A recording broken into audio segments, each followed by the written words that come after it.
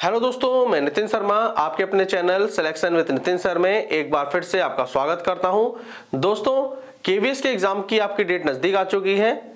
इसके लिए दोस्तों हमने मैथ्स और अपनी रीजनिंग क्लास स्टार्ट कर दी है। दोस्तों अब तक हमने मैथ्स और रीजनिंग की चार क्लासेस कंप्लीट कर ली अपनी, उसे आपने चैनल पर जाकर देख सकते हैं।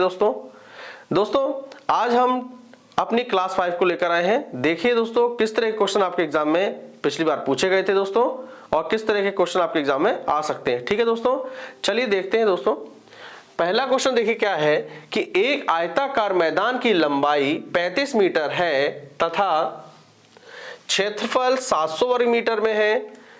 आगे कह रहा है दोस्तों चौड़ाई लंबाई से कितनी कम होगी। दोस्तों यहां पर हमें आयत का क्षेत्रफल पता होना चाहिए दोस्तों। ठीक है, आयत का क्षेत्रफल का फॉर्मूला हमें पता होना चाहिए।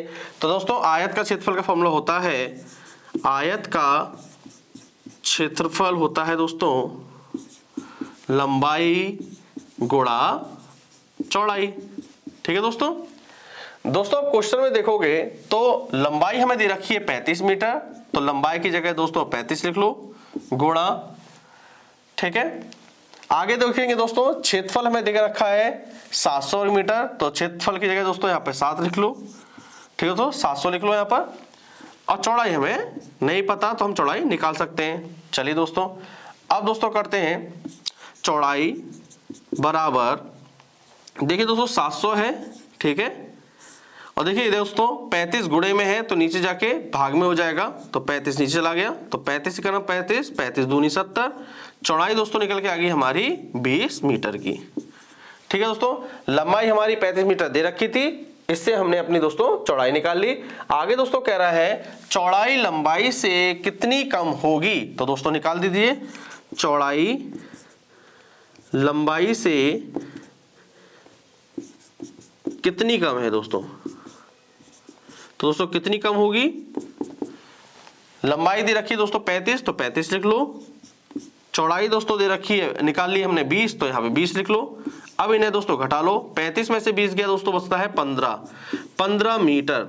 ठीक है दोस्तों, तो क्लियर हो गया, जो लंबाई है वो चौड़ाई जो है वो लंबाई से 15 मीटर कम है। ठीक है दोस्तों, बहुत आसान प्रश्न था। क्वेश्चन नंबर 2 देखते हैं दोस्तों अपना। क्वेश्चन नंबर 2 दोस्तों क्या कह रहा है कि 8 से भाज्य ना होने वाली संख्याएं बताओ, या संख्या बताइए जो 8 से नहीं कट रही है। दोस्तों हम कैसे पता करेंगे कि ये इन चारों में से कौन सी संख्या है जो 8 से नहीं कटती है। तो दोस्तों आपको एक चीज नोट करके पता होनी चाहिए कि कोई भी संख्या 8 से जब कटेगी, कोई भी संख्या 8 से कब कटेगी, अंतिम तीन संख्याएं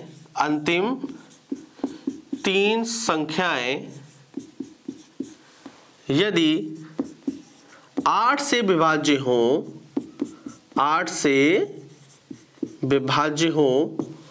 तो वह पूरी संख्या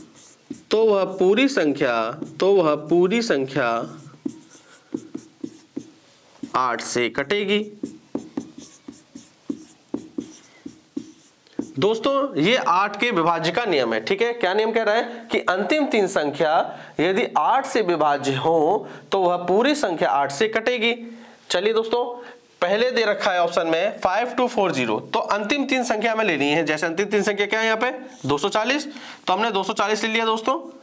अब दोस्तों इसमें 8 का भाग दे दीजिए। अगर ये कट रहा है तो यानी कि पूरी की संख्या 8 से कट जाएगी। देखिए 8 का नंबर 8, 8 3 24, 8 5 40, यानी कि ये कट रहा है, तो यानी कि 5240 8 से पूरा कट जाएगा। एक बार फिर करके दिखा देते कैसे कटेगा। 8 का भाग दीजिए दोस्तों 52 में, तो 8 6 48, 4 बच गया, 8 5 40, फिर 4 बच गया, और देखिए दोस्तों पूरा कट रहा है। यहाँ पे दिखा देते हैं एक बार देख लीजिए दोस्तों। 8 6 48, 4 बच गया, यहाँ से 4 उतार लिया दोस्तों, 8 5 40। ठीक है, यहां से 0 उतार दिया, 8 5 40। देखिए दोस्तों कटा कि नहीं कटा। तो दोस्तों कंफर्म हो गया ये बात कि अगर अंतिम 3 संख्या 8 से विभाज्य हो जाती हैं तो ठीक है, तो पूरी संख्या 8 से कट जाएगी। चलिए दोस्तों अगली चेक करते हैं। फिर अगली चेक करने के लिए फिर आप अंतिम 3 संख्या ले लो। अंतिम 3 संख्या क्या है 220। अब दोस्तों इसमें 8 का भाग दे दो, 8 का नंबर 8, 8 दूनी 16। ठीक है दोस्तों, और दोस्तों कितना बच गया 6 बच गया, यानी कि 8 के पाड़े में 60 नहीं आता है, तो इसका मतलब दोस्तों हो गया सेकंड नंबर जो है 5220, ये नंबर 8 से विभाज्य नहीं होगा। ठीक है, आगे भी दोस्तों चेक कर लेते हैं, चेक करते हैं 1 2 8 को, 8 का नंबर 8, 8 का नंबर 8, 4 बढ़ गया 8 6 48, यानी कि ये नंबर 8 से कट जाएगा दोस्तों। 1 2 4 को चेक करें दोस्तों,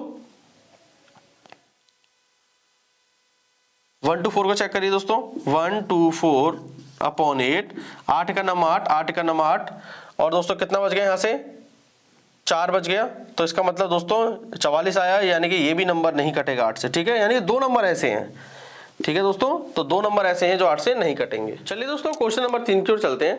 क्वेश्चन नंबर 3 दोस्तों लिखा है कि 0.01 अपॉन 0.1 प्लस 0.1 अपॉन 0.01 का दोस्तों हमें योगफल बताना है, ठीक है दोस्तों। चलिए देखते हैं इसे किस तरीके से करेंगे हम। देखिए दोस्तों 0.01 अपॉन 0.1 इसे सॉल्व करते हैं दोस्तों। देखिए दोस्तों पॉइंट हटाओगे तो नीचे दोस्तों कितने जीरो बढ़ जाएंगे, नीचे 2 जीरो बढ़ जाएंगे। क्यों? क्योंकि नीचे ऊपर 2 अंकों के बाद दशमलव लगा है, ठीक है। आपको याद रखना जितने अंकों के बाद दशमलव लगा हो उतने नीचे जीरो बढ़ा देते हैं, तो नीचे दोस्तों 2 जीरो बढ़ जाएंगे, ठीक है। अब नीचे देखेंगे दोस्तों एक डेसिमल, एक अंक के बाद डेसिमल लगा है, अब हम डेसिमल यहां से हटाएंगे तो दोस्तों ऊपर कितने जीरो बढ़ जाएंगे, 1 जीरो बढ़ जाएगा। क्यों बढ़ जाएगा?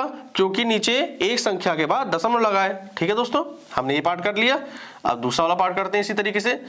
0.1 और 0.01 लिखा हुआ है दोस्तों। अब दोस्तों हम नीचे से पॉइंट हटाएंगे तो ऊपर कितने जीरो बढ़ेंगे दोस्तों, 2 जीरो बढ़ेंगे। क्यों?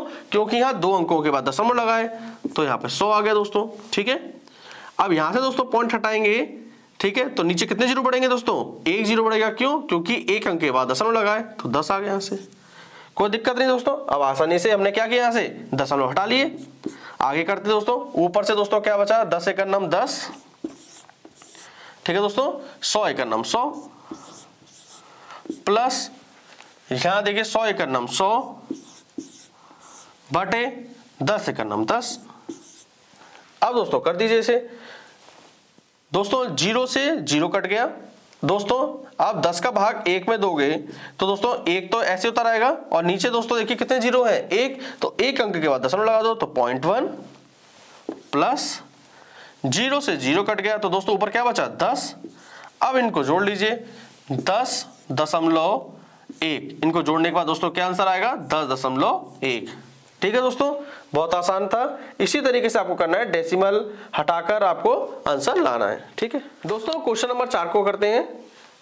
देखिए दोस्तों क्वेश्चन नंबर 4 क्या कह रहा है, ये देखिए दोस्तों लिखा है ब्रैकेट में 11 - 5 गुणा, ठीक है दोस्तों, फिर लिखा हुआ है एक बड़ा ब्रैकेट है 12 प्लस एक, इसे बोलते हैं दोस्तों मझला ब्रैकेट 13 प्लस, फिर देखिए दोस्तों ब्रैकेट में लिखा है 18 माइनस 11 माइनस के 5, और 11 - 5 पे दोस्तों बार लगा हुआ है दोस्तों, ठीक है दोस्तों। ये बोर्ड मास के तरीके से करना है, वी बोर्ड मास। तो दोस्तों एक बार समझ लेते हैं वी बोर्ड मास क्या होता है। दोस्तों ये सॉल्व करने का एक सीक्वेंस होता है, ठीक है। वी मतलब दोस्तों होता है बार। अगर दोस्तों बार दिया है तो सबसे पहले बार को सॉल्व किया जाएगा, उसके बाद दोस्तों ब्रैकेट को सॉल्व किया जाएगा, ठीक है।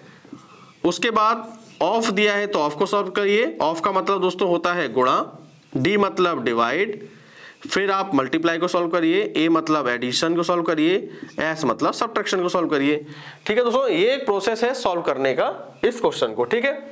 तो चलिए दोस्तों करते हैं, ब्रैकेट को सॉल्व कर लेते हैं। 11 में से 5 गया दोस्तों तो क्या बचा 6, तो 6 उतार लिया, गुणा बड़ा ब्रैकेट 12 प्लस 13 प्लस के 18, ठीक है दोस्तों। एक सीक्वेंस से करना है आपको, ठीक है, माइनस। अब दोस्तों आपको क्या सॉल्व करना है, v मतलब बार, से बार लगाए तो 11 में से दोस्तों 5 गया तो क्या बचेगा 6, दोस्तों यहाँ पे 6 लगा लो, ठीक है। आगे करते दोस्तों, फिर दोस्तों इसी तरीके से करिएगा 6 गुणा 12 प्लस मझला ब्रैकेट फिर 13, फिर ये वाला छोटा ब्रैकेट को सॉल्व कर लीजिए, ठीक है। 18 में से दोस्तों 6 गया तो कितना बचेगा दोस्तों 12 बचेगा, तो दोस्तों 12 लिख लीजिए प्लस के 12, ठीक है। मझला ब्रैकेट लगा दो दोस्तों, अब एक बड़ा ब्रैकेट लगा दो। उसके बाद आगे करते दोस्तों 6 गुणा 12 प्लस, अब दोस्तों 13 और 12 को जोड़ेंगे दोस्तों, क्या हो गया 25, तो यहाँ दोस्तों 25 कर लो, बड़ा ब्रैकेट लगा दो। ठीक है दोस्तों, आगे करते हैं दोस्तों, 6 गुणा, अब 12 और 25 को जोड़ेंगे दोस्तों, कितना हो जाएगा 37। ठीक है, अब 6 गुणा 37 कर दीजिए दोस्तों, 6 सत्ते 42, 2 हाथ से लगा 4, 6 3 18, 18 और 4 22। तो दोस्तों हमारा आंसर क्या आ गया 222 हमारा आंसर निकल के आ गया। ठीक है दोस्तों, आपको केवल ये सीक्वेंस पकड़ के चलना है। ठीक है दोस्तों, चलिए दोस्तों क्वेश्चन नंबर 5 की ओर चलते हैं। दोस्तों क्वेश्चन नंबर 5 कह रहा है कि एक रेलगाड़ी दिल्ली से 29 अगस्त 2019 को 4:30, दोस्तों ये शाम के 4:30 है। ठीक है, 4:30 बजे प्रस्थान करती है और अपने गंतव्य पर 31 अगस्त को पहुंच रही है। कितने बजे 8:45 दोस्तों, 8:45 ये है सुबह के 8:45। ठीक है दोस्तों, कैसे पहचाना दोस्तों, ये 24 आवर्स वाला चल रहा है। ठीक है दोस्तों, जिसमें 24 आवर्स वाला जो टाइम चल रहा है, इसमें क्या है दोस्तों, जैसे 12 बजने के बाद जैसे 13 आता है। ठीक है, यानी कि इसमें 13 का मतलब है 1 बजे, 14 का मतलब है 2 बजे, इसी तरीके से 16:30 लिखा है, इसका मतलब है 4:30। ठीक है दोस्तों, तो मैं कुल समय बताना है दोस्तों, चलिए बताते हैं। देखिए दोस्तों, 29 अगस्त से हमने चलना शुरू किया, कितने बजे 4:30 से शुरू किया दोस्तों। 29 अगस्त है, हम 30 अगस्त पे आएंगे। ठीक है, शाम के 4:30 से और अगले दिन 30 अगस्त के 4:30 बजे तक टोटल समय दोस्तों यहां से यहां तक कितना हो गया 24 घंटे का हो गया। आगे बढ़ेंगे दोस्तों, अब 30 अगस्त से दोस्तों हमें कहां जाना है 31 अगस्त पे जाना है। अब देखिए दोस्तों, 30 अगस्त का जो शाम को 4:30 है, हम उससे 31 अगस्त के 4:30 तक जाएंगे, यानी कि जो 4:30 बजेंगे इसमें सुबह के 4:30 बजेंगे। तो दोस्तों कितना टाइम हो जाएगा, तो दोस्तों हो जाएगा इसमें 12 घंटे। ठीक है, आगे दोस्तों, अब 31 अगस्त पे हम कितने बजे पहुंच रहे हैं दोस्तों, पहुंच रहे हैं हम 8:45 पे पहुंच रहे हैं दोस्तों। अब देखिए सुबह के 4:30 और सुबह के 8:45 में दोस्तों कितने का अंतर, तो दोस्तों अंतर करके देख लीजिए, 8:45 में से 4:30 को घटा दीजिए, तो दोस्तों आ गया ये 4 घंटे 15 मिनट। ठीक है, तो दोस्तों हमारे पास टोटल समय निकल के आ चुका है, 2 4 टोटल हो गए 24 घंटे 24। ठीक है, अब 30 अगस्त की शाम 4:30 और 31 अगस्त के सुबह 4:30 का मतलब हो गया 12 घंटे प्लस 12। अब 4:30 सुबह के 4:30 और सुबह के 8:45 में दोस्तों अंतर कितने का 4 घंटे 15 मिनट का, तो 4 घंटे 15 मिनट ऐड कर लो। अब टोटल समय देखते हैं दोस्तों कितना है 15 मिनट, तो यहां पर आएगा 4 5 6 6 और 4 10। ठीक है दोस्तों, तो 2 और 1 3 और 1 4, 40 घंटे 15 मिनट। ठीक है दोस्तों, तो इस यात्रा में कुल समय 40 घंटे 15 मिनट का लगा। दोस्तों हमने अपनी मैथ्स की क्लास कंप्लीट कर ली है, मुझे उम्मीद है आपको आज की क्लास पसंद आई होगी। दोस्तों आपसे रिक्वेस्ट है, प्लीज इस चैनल को लाइक करें, शेयर करें और दोस्तों सब्सक्राइब जरूर करें। दोस्तों आप सब्सक्राइब करेंगे दोस्तों इस चैनल को, तो दोस्तों हम और आप इसी तरीके से आगे भी जुड़े रहेंगे। चलिए दोस्तों मिलते हैं हम अपनी अगली क्लास में। थैंक यू दोस्तों।